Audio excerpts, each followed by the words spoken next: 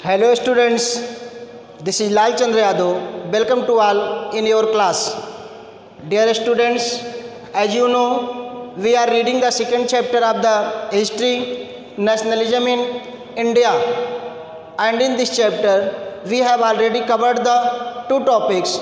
First, the introduction of the chapter, and in second topic, we have read how the First World War have created the new economic and the political situations, and how the prices of the goods due to the First World War were increasing, and the peoples were unable to afford to the increasing prices of the essential products, how the Britishers were forcing the peoples to join the army, and how the people were opposing to these policies of the Britishers. Means the Britishers were exploiting to the Indian peoples many ways, and the Indian peoples were searching a leader, searching a persons who can survive them from the exploitation of the Britishers, who can play the role of a leaders for the struggle against the Britishers. At the same time, Mahatma Gandhi, the father of the nation, has entered in India from South Africa. Mahatma Gandhi returned in India from South Africa in 1915.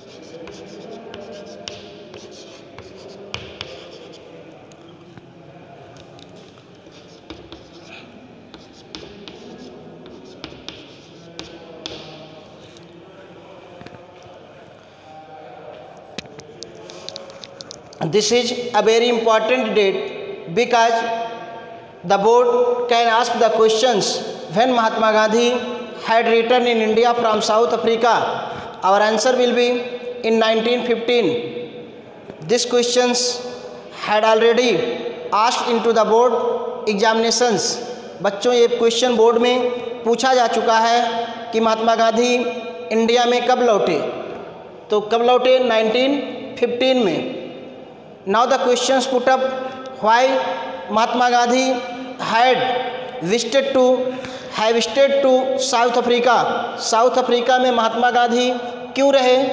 So for the practice of the law, वकालत की पढ़ाई करने के लिए, वकालत की अपनी practice पूरी करने के लिए वो कहाँ गए थे? साउथ अफ्रीका गए हुए थे. And in South Africa he have introduced the famous movement satyagraha. और साउथ अफ्रीका में ही उन्होंने अपने फेमस मोमेंट सत्याग्रह को क्या किया था? इंट्रोड्यूस किया था. Actually Gandhi ji believed in truth and non violence deeply.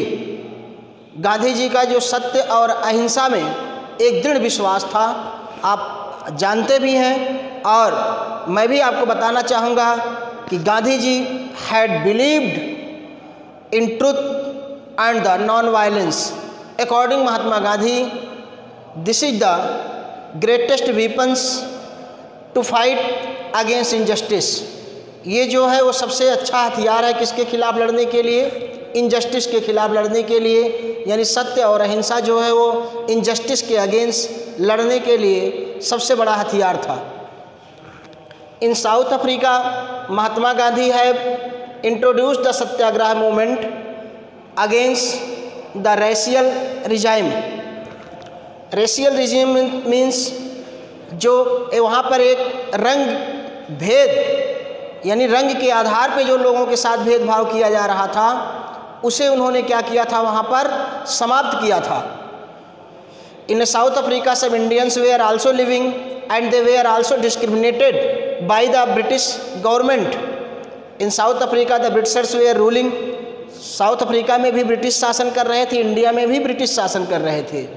In South Africa they were discriminated the peoples on the basis of the colour. वो रंग के भेद के आधार पे लोगों के साथ भेदभाव करते थे। Means black the peoples who were black in colours they were treated badly.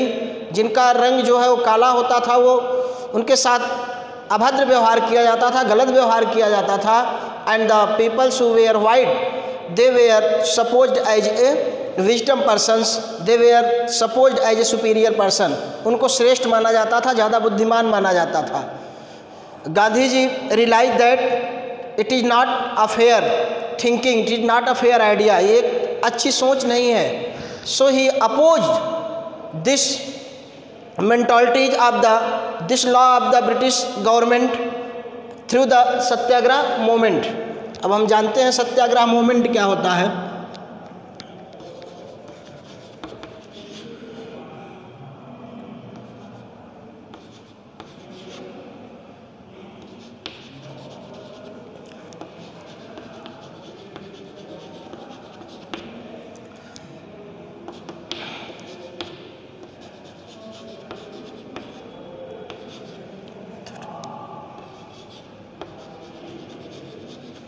A method of mass agitation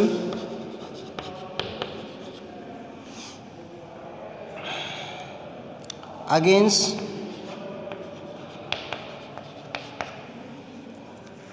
injustice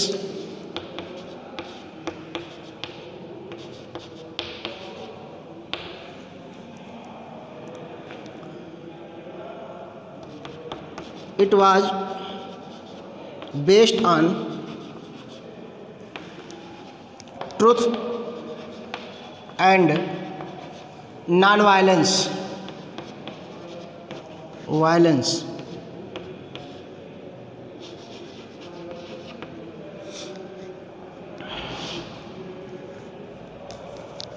Satyagraha movement was a movement which was based on truth and non-violence, and it was a method of mass agitations against the injustice. अन्याय के खिलाफ लड़ने के लिए, संघर्ष करने के लिए ये एक हथियार था। Gandhi ji believe that if the reason is true and we are struggling against injustice then there is no need to physical force. Gandhi ji believed if the reason is true and we are struggling against injustice then there is no need of physical force. Gandhi ji मानते थे कि अगर हम सत्य के मार्ग पे चल रहे हैं, हम अन्याय के खिलाफ लड़ रहे हैं और हमारा रीजन सही है लड़ने का, स्ट्रगल करने का तरीका सही है, तो लड़ाई झगड़ों की कोई ज़रूरत नहीं है, फिजिकल फोर्स की कोई ज़रूरत नहीं है। हम कैसे लड़ सकते हैं? On the basis of the truth and non violence. So the idea of the Satyagraha was based on truth and the non violence. अब गांधी जी ने इसका एक एक्सपेरिमेंट किया, प्रयोग किया। जैसे कोई हम स्कीम बनाते हैं तो क्या हम इस स्कीम के तहत सफलता पाते हैं या नहीं पाते हैं? Gandhi ji have already experimented this movement in South Africa against apartheid system. Class 9th में आपने पढ़ा था रंग भेद पॉलिटिकल साइंस में, कि कैसे रंग भेद के आधार पर लोगों के साथ जातिगत भेदभाव किया जाता था, और वहाँ पर आपने नेल्सन मंडेला का नाम पढ़ा था। तो उसी चीज़ को रिकॉल करिए कि साउथ अफ्रीका में जो ब्रिटिशर्स थे वे रंग के आधार पर लोगों के साथ भेदभाव कर रहे थे, और गांधी जी ने सत्याग्रह मूवमेंट के जरिए उनका विरोध किया था और उसमें क्या पाई थी? सफलता पाई थी, अर्थात वो क्या हो गया था? बैन हो गया था। When Gandhi ji have entered in India in 1915, he saw the Britishers were exploiting to the Indian peoples many ways, which was not legal, which was not fair. He visited 1 year to the many places of the Indians and try to see the policies and the exploitation of the British empire. Britishers थे, जो British साम्राज्य था, उनके अत्याचारों को उन्होंने देखा, उनको जाना, उनको समझा। And when he realized that the Britishers were exploiting the Indian peoples. They were not giving the right to the Indian peoples which they should get, जो उनको मिलना चाहिए. Then he introduced this movement in India.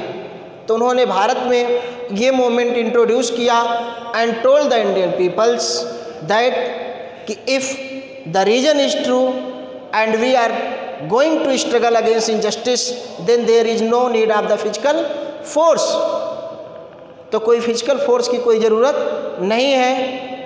The dharma of the non violence, the dharma of non violence will give us the freedom. वो हमको क्या देगा? Freedom देगा, हमको आगे ले जाएगा. So these are the some questions, some points which may be asked into the board examinations. So you have to listen to the every point very carefully. आपको हर बात बहुत ध्यान से सुननी है ताकि उससे रिलेटेड कोई क्वेश्चंस बने तो आप लिख पाएँ. बोर्ड पे लिमिटेड चीज़ें लिखी जा सकती हैं, लिमिटेड चीज़ें लिखी जाती हैं. You have to try to listen and read your books thoroughly. आपको अपनी बुक को अच्छे से पढ़ना है, कॉन्सेप्ट को समझने का प्रयास करना है, जो लेक्चर आपको दिए जा रहे हैं उसको सुनना है और फिर कोई भी क्वेश्चन बनेगा तो आप आसानी से उसको दे पाएंगे. So now we will read how the Gandhi ji have introduced the satyagraha movement in India. एक हेडिंग बना लेते हैं हम, experiment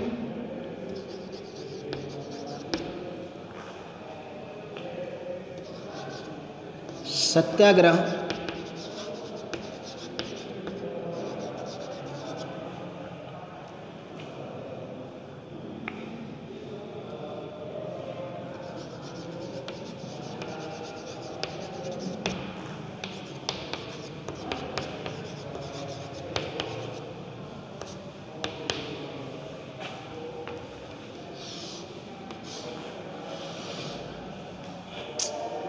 Dear students, Gandhi ji have got a lot of popularity in India due to his successful movement of the Satyagraha in South Africa.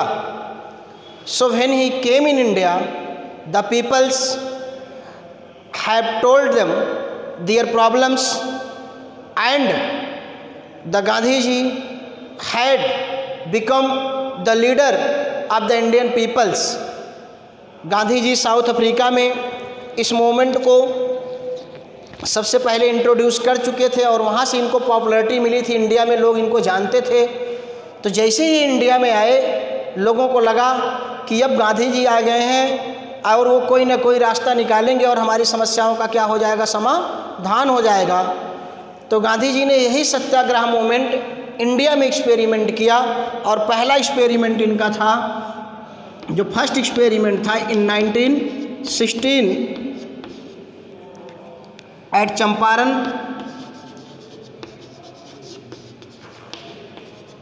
In Bihar against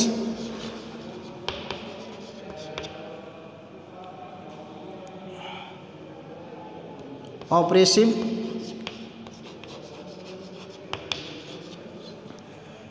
Indigo plantation system.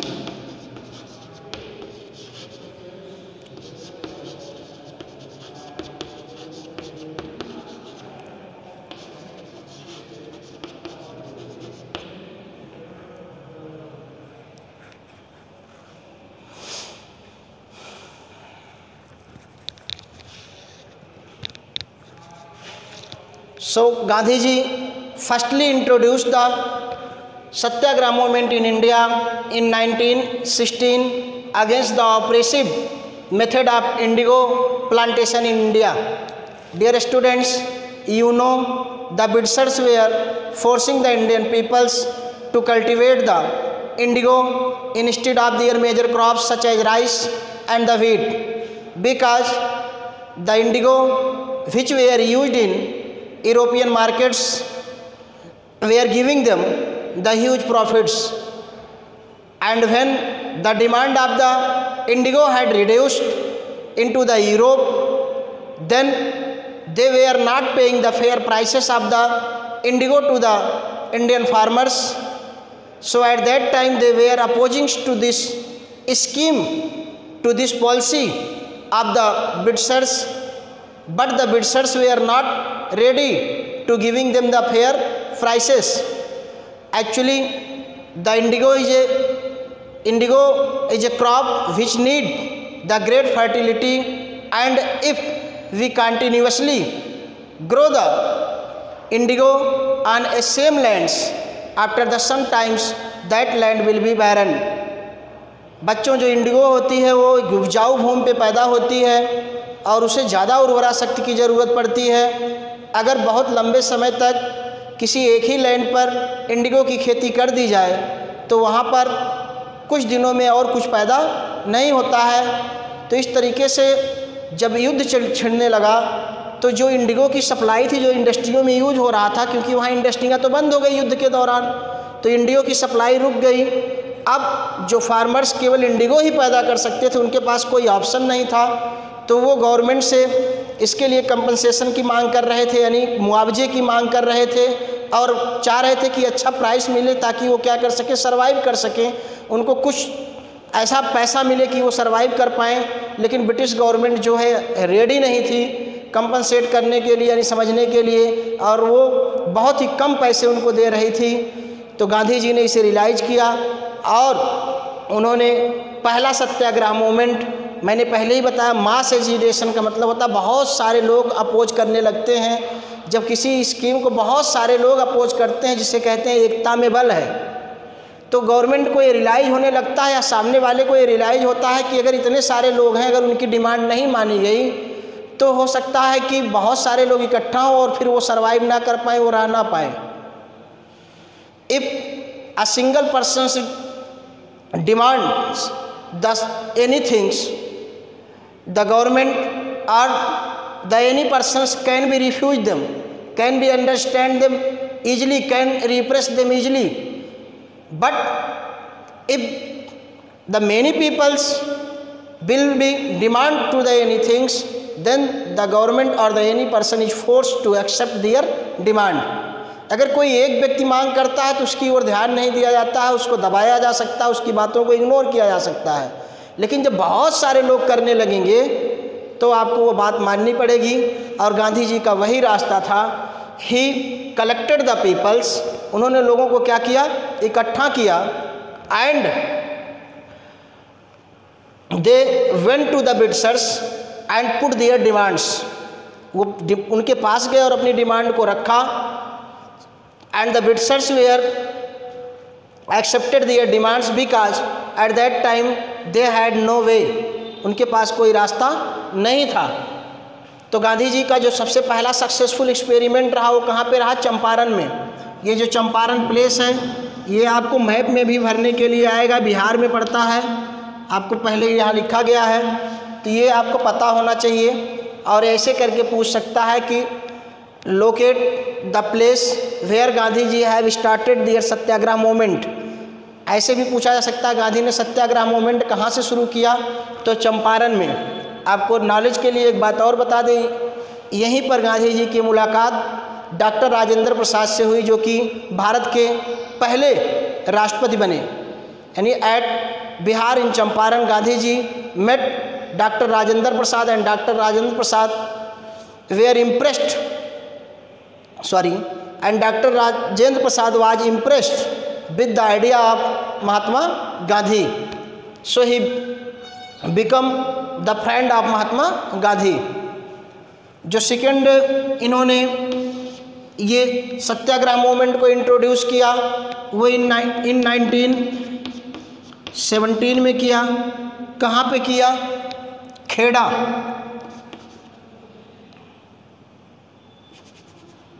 Eight Kheda in Gujarat.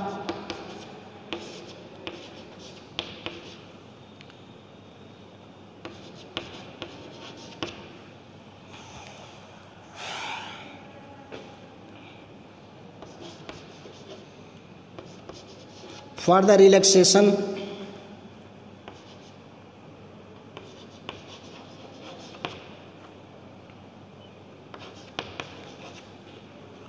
in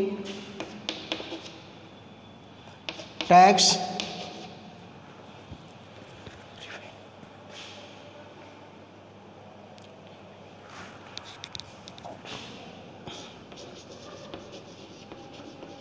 और revenue.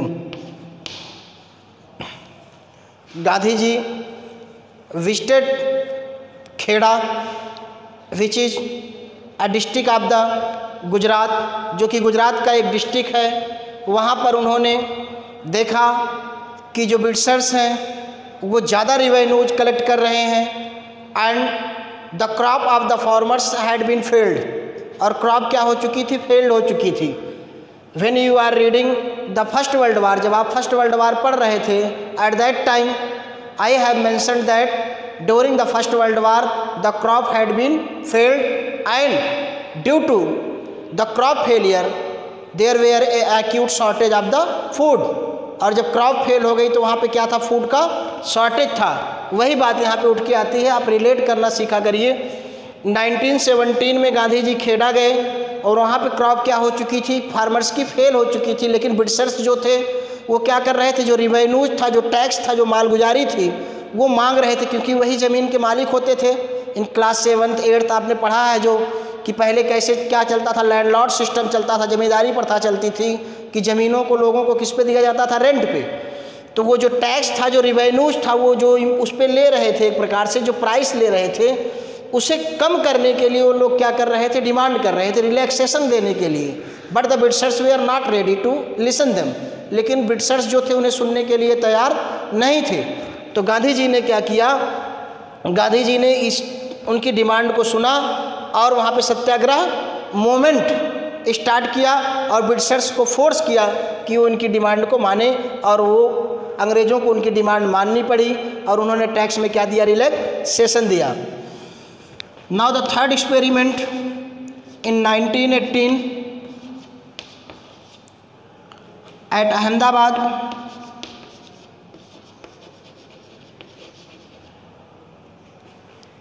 इन गुजरात।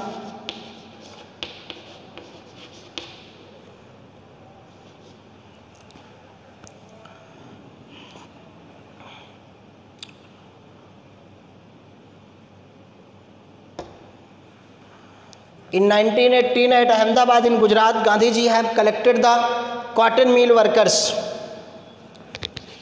ये cotton mill workers जो थे इनको इन्होंने collect किया और उनकी demand को वहाँ पर रखा। इनकी डिमांड क्या थी कि they we are not getting the fair prices, वो फेयर प्राइसेस नहीं पा रहे थे, and the Britishers were force them to working in a worse working condition, एक ख़राब वर्किंग कंडीशन में उनको काम करने के लिए फोर्स कर रहे थे। And at that time they had no employment, उस समय उनके पास काम नहीं था, because the demand of the cotton और the cotton products into the Europe were decreasing, because the whole Europe और we may say the world was engage into the war, युद्ध में एंगेज था। तो उस समय सब चीज़ें क्या चल रही थी, कम चल रही थी। Gandhi ji have collected to the cotton mill workers and strongly put their demand to the Britishers and given them ultimatum that if they will not accept their demands the workers will not work, कि अगर वो उनकी demand को accept नहीं करेंगे तो worker जो है वो काम नहीं करेंगे। And in futures they will not be able to produce the cotton और द कॉटन प्रोडक्ट्स, फ्यूचर में ना तो कॉटन पैदा किया जाएगा ना तो कॉटन से related products. So Britishers were force to accept their demand at that times. So Gandhi ji have successfully, Gandhi ji ने जो है सफलतापूर्वक अपनी इन तीनों डिमांड को उनसे मनवा लिया और गांधी जी की पॉपुलैरिटी इंडिया में बहुत ज़्यादा बढ़ गई।